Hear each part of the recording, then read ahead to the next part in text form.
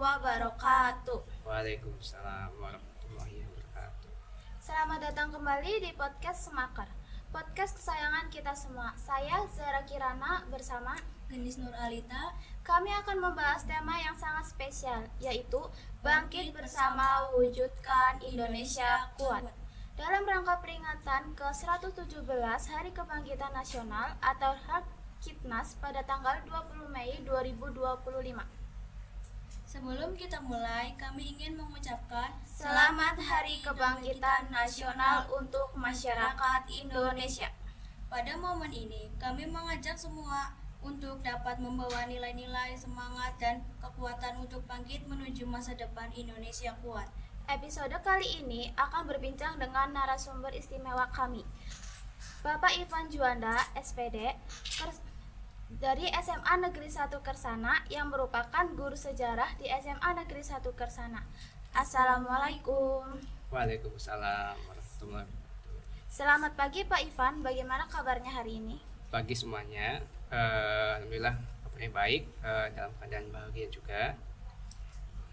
Hari Kebangkitan Nasional untuk mengenal lahirnya organisasi Budi Utomo pada tahun 1908 yang menjadi tonggak awal kebangkitan nasional dan semangat persatuan bangsa Indonesia. Menurut Bapak, apa yang dimaksud bangkit bersama dalam konteks perwujudan Indonesia kuat?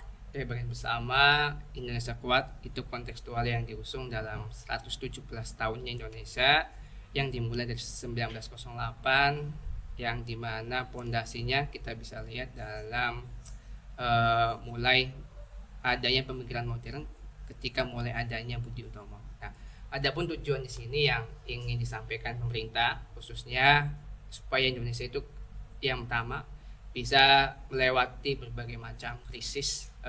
Saat ini semua bangsa sedang buat blueprint itu sampai 2030 bahwa nanti di tahun 2030-nya kalau kalian baca-baca itu akan ada sebuah krisis yang sebelumnya kita telah melewati suatu pandemi yang itu cukup lumayan mengguncang lebihnya ke fundamental ekonomi Indonesia sampai 3 tahun ya, 2023. 2 tahun ini istilahnya baru merangkak lagi, menyusun kembali ya, dilihat ekonominya pelan-pelan walaupun angkanya masih di angka 5% untuk pertumbuhan ekonominya. Nah, harapannya ini di 2025 ini kayak momentum awal 2 tahun ini menuju nantinya melewati badai krisis yang katanya dari para pengamat itu akan ada lagi, lebih dahsyat lagi. Kita bisa lihat konstelasi dunia, Amerika, Cina yang sebagai di powernya, kedua raksasa ini ya sangat menguntungkan sekali, ditambah lagi Rusia ya dalam hal kehidupan di dunia, ekonomi sebagainya. Ketika ekonomi ada world trading ya, Amerika dengan Cina itu ngaruh banget tuh. Ketika ekonomi di Indonesia itu saat ini nilai rupiah jauh sekali ya, kemudian harga bahan pokok dan sebagainya mahal, termasuk gawe kalian nih yang dulunya bisa kita beli di angka mungkin 1 juta 2 juta, sekarang bisa lebih mahal.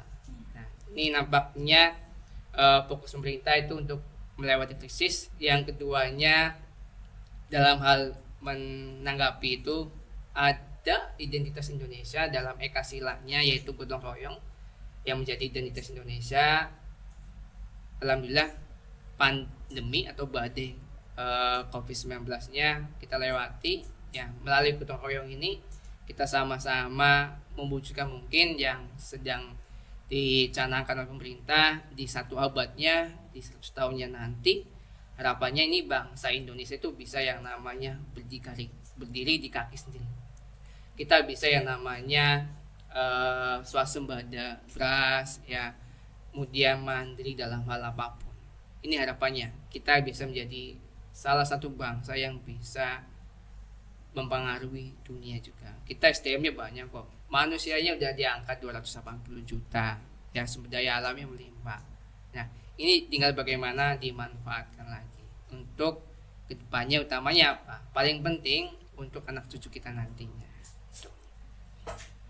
Bagaimana upaya kita untuk berkontribusi mewujudkan Indonesia kuat? Untuk kontribusinya kita bisa awali mungkin dari kita yang masing-masing ya.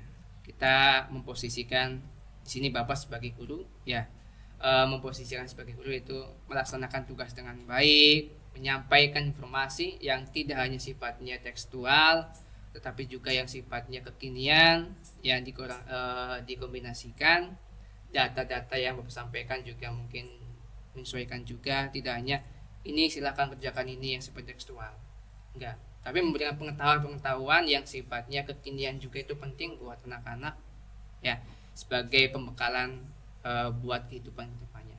Adapun kalian sebagai siswa, sebagai pelajar, memposisikan demikian juga ya, kalian bisa ya membagi waktu dengan baik ya, habitnya diubah selama 24 jam. Insan atau manusia dalam 24 jam itu waktunya sama semua, tidak ada yang berbeda, tapi kenapa hasilnya beda-beda semua. Nah itu bagaimana tergantung kaliannya masing-masing bisa membagi waktu dengan baik enggak. Nah tapi nampaknya anak-anak zaman sekarang ya, atau mungkin dikenal dengan Gen Z, Bapak juga mungkin masih Gen Z ya. Gen Z itu 97 sampai tahun 2008 9-an. Bapak awal Gen Z di awal pembukaan, atau mungkin sesepuhnya Gen Z katanya. Kalian bisa memposisikan membagi waktu dengan baik, habitnya diubah, mungkin jangan terlalu dihabiskan main gawai yang enggak penting-penting amat. Tujuan teknologi ini di sini sifatnya membantu, meringankan juga, bukan membuat kita terlena waktunya, menghabiskan waktu buat teknologi dan sebagainya. Karena di awal di revolusi industrinya, teknologi itu dimanfaatkannya untuk membantu meringankannya. Jangan sampai kita jadi budak teknologi. Selanjutnya kalian bisa memposisikan sebagai pelajarnya, kalian bisa mengembangkan skill kalian. Karena apa? Di 2025 ini mungkin sudah memasuki 5.0, 4.0, transisi 5.0 ya. Ini persaingan di dunia global itu sangat gila sekali. Kalian sebagai pelajar ya, kalau tidak mempersiapkan itu akan tertindas.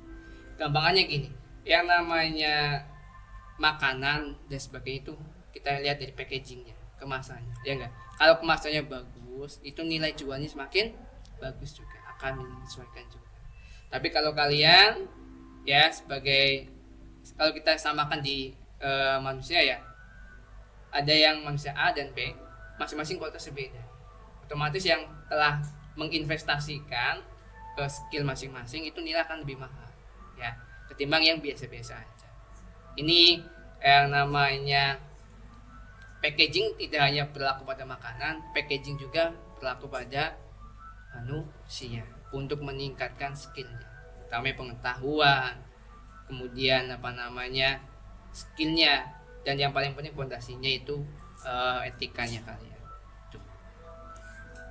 Sebagai pendidik, bagaimana cara membangkitkan kesadaran kepada anak-anak dan remaja akan pentingnya pendidikan dan pembangunan bangsa di era sekarang? Oke. Tidak mudah ya untuk membangkitkan, memotivasi anak-anak apalagi di zaman saat ini. Tapi yang selalu Bapak lakukan sebagai pendidik, selalu menyampaikan bahwa pentingnya pendidikan bukan hanya formalitas, selesai SD, SMP, SMA, membawa ijazah kemudian kerja. Proses hidup tidak demikian, tapi pendidikan ini sudah kalian tahu juga bahwa melalui pendidikan kita bisa lihat Indonesia sampai berapa waktu ini, mau 80 tahun ya, golongan cendekiawan ya, membuat pondasi ya sampai Indonesia saat ini. Nah, melalui pendidikan ini investasi yang ada ruginya. Bapak rasa demikian. Nanti pun di akhirat ketika nanti sebagai ladang kalian, amal kalian nanti. Ya. Pendidikan sini bisa mengangkat derajat orang tua, mengubah kehidupan ekonomi kalian, dan yang paling penting apa? Nanti kalian bisa memantaskan, akan ada suatu perkumpulan itu yang akan memantaskan kalian melalui pendidikan kalian itu yang paling penting ya. Jadi jangan lelah untuk selalu belajar. Ya, Imam Syafi'i pun menyampaikan demikian. Ya, kalau kalian tidak bisa menahan, tidak bisa menahan rasa pedihnya pendidikan, capeknya dan sebagainya, kalian siapa akan menahan bodohnya. Ya, jadi penting buat investasi ini, buat ke depan, insya Allah pendidikan gak ada ruginya. Bagaimana peran sekolah dalam mewujudkan Indonesia kuat, khususnya di SMA Negeri 1 Kersana? Peran sekolah sebagai agen mewujudkan Indonesia kuat di SMA Kersana. Langkah yang pertama Bapak lihat, yaitu ada salah satu kegiatan atau program yang bagus, yaitu mengenai literasi sekolahan. Itu model awal. Bapak lihat ketika pembahasan aja anak suruh membaca, sifatnya kosong, anak hanya membaca aja tapi tidak mampu memahami apa sih kontekstual dalam satu soal ini, ya, point of view-nya apa, yang paling penting apa, itu nggak ketemu. Nah, ini jadi permasalahan khususnya di Indonesia ya. Nah, SMA Kersana dengan modal pembiasan seperti itu seenggaknya udah memulai sesuatu yang baik. Ditambah lagi mulai gawai atau HP-nya itu mulai dikumpulkan supaya tidak yang namanya terlalu sama HP tergantung banget. Ya, ini udah bagus nih. Nah, tinggal nanti waktunya sebetulnya lebih lama di rumah ketimbang di sekolahan. Nah, habitnya ini ketika sekolah sudah mulai menanamkan dengan baik, harapan di rumah pun demikian. Kalian bisa nih sisihkan uangnya buat beli novel. Novel kan tidak hanya novel-novel yang percintaan ya, ada novel pengetahuan dan sebagainya. Novel, pernah nggak kalian ngisikan uang buat beli novel? Enggak kan? Pasti buat lebihnya kayak beli top up kuota, makan, ya. Padahal itu penting, ya, menyisihkan uang 1 bulan paling nggak banyak kok buat buku. Novel berapa sih? Ya, harga novel paling 50-70 ribu. Kuota 100 kan nyampe. Iya. Nah, masih mending buat buku itu. Ya, penting situ. Mungkin tokoh-tokoh novelis yang terkenal yang sifatnya nggak terlalu berat ada Terelie, ya, atau yang mau tentang Islam, cinta-cintaan ada Habibur Rahman, ya, siapa lagi? Andrea Hirata dengan novel Pelanginya, Naskah Pelanginya dan sebagainya. Banyak kok yang novel-novel yang sifatnya kekinian, ya. Kalian juga bisa buka di yang nulis tuh di website kalau kita nulis berbayar. Wattpad ya, di Wattpad itu bisa di situ mulai. Ya, pembiasaannya gitu yang perlu kalian kembangin. Ketimbang main HP, TikTok yang ngikutin yang gini velocity-an, ya. Kalau kalian lihat ya bahwa yang kayak Velocity Indonesia jadi kayak cuma marketnya doang. Karena apa? Kita menang kuantitas doang, kita menang manusia. Nah, sampai yang namanya trending aja kita jadi market, apalagi yang lain. Nah, mulai kebiasaan yang baik, habit yang baik, sekolah udah membuat program yang baik, literasi sekolahan, tinggal di rumah kalian dibiasakan lagi. Ya, menurut Bapak, apa saja kegiatan sekolah yang dapat mendukung untuk membangun karakter, semangat persatuan dan lingkungan hidup di sekolah? Oke, sekolah ini sudah sangat support sekali ya, khususnya dalam hal mewadahi anak-anak yang tertampung di dalam ekstrakurikuler, baik yang sifatnya intra sekolahnya maupun yang tidak intra sekolahnya. Ada OSIS, ya, kemudian pramukaan, voli dan sebagainya, itu bisa kalian manfaatkan di situ sebagai wadah kalian buat yang namanya menanamkan skill, kemudian bagaimana etika terbentuk, utamanya etos kerja terbentuk. Nah, itu dimulai dari hal-hal yang kayak gitu. Nah, sekolah ini sudah support sekali, mewadahi bahkan lebih kurangnya 16-17 ekskul yang ada.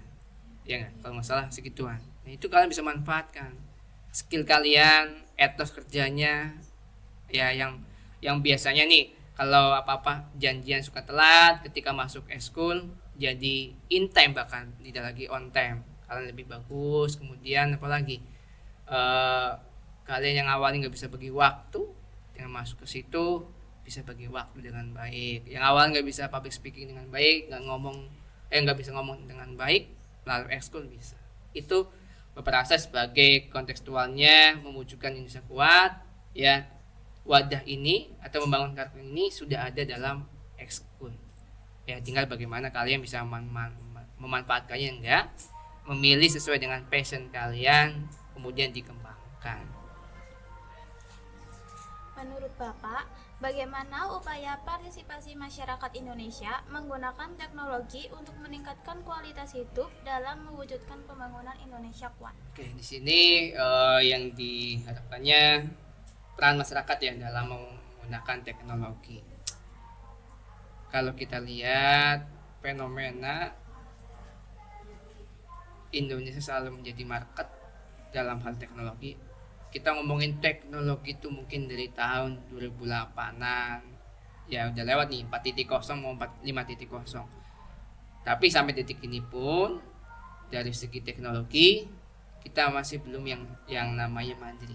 Ya, kita belum bisa berdikari membuat teknologi. Yang ada apa? Lagi dan lagi kita sebagai bangsa yang manusianya lumayan banyak, 280 jutaan lebih kurangnya, hanya menjadi market. Nah, di situ kita bisa lihat fenomenanya yang ada yang sat bos itu ya, yang cukup-cukup itu. Nah, itu jadi fenomena yang Bapak rasa kurang baik lah. Ya, yang utamanya teknologi. Padahal teknologi kalau kita sikapi dengan baik, sekali lagi Bapak sampaikan, teknologi sifatnya membantu dan meringankan. Jangan sampai teknologi ini membelenggu kita, memperbudak kita. Ya, kita bisa lihat lagi adanya Facebook Pro. Ya, di situ ada fenomena situ. Kemudian ketika ada velocity, ketika di puasa ngikutin semua. Nah, ini yang Bapak rasa perlu adanya filter dalam hal penggunaan teknologi. Teknologi dimanfaatkan sebaik mungkin, meringankan kalian, jangan sampai jadi budak dalam teknologinya. Gitu. Terima kasih atas materi yang disampaikan dan menjadi pengingat untuk kita agar semangat membangun persatuan Indonesia. Oke, harapan Bapak ini ya, apa dengan 117 tahun ini di Hari Kitnas, Hari Kebangkitan Nasional, bahwa kita harus ingat bahwa bangsa ini didirikan tidak hanya satu elemen, melalui proses panjang juga. Pendidikan di situ sangat memberikan porsi terbesar.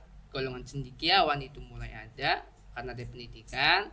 Indonesia ada karena ada pendidikan juga. Nah, kita sebagai dapat dikatakan yang nantinya akan melanjutkan pengampu ya Indonesia ke depannya, supaya kita masih bisa lihat Indonesia dan juga tegak Indonesia. Ya, kita jangan lelah-lelahnya untuk belajar ya, mengembangkan skill kita ya, dengan tujuan utamanya Indonesia yang mungkin lebih jaya ketimbang saat ini. Terima kasih ya Bapak. Sekian dari kami, jangan lupa follow sosial media jurnalistik. Jangan lupa follow. Sekian, wassalamualaikum warahmatullahi wabarakatuh. Waalaikumsalam warahmatullahi wabarakatuh.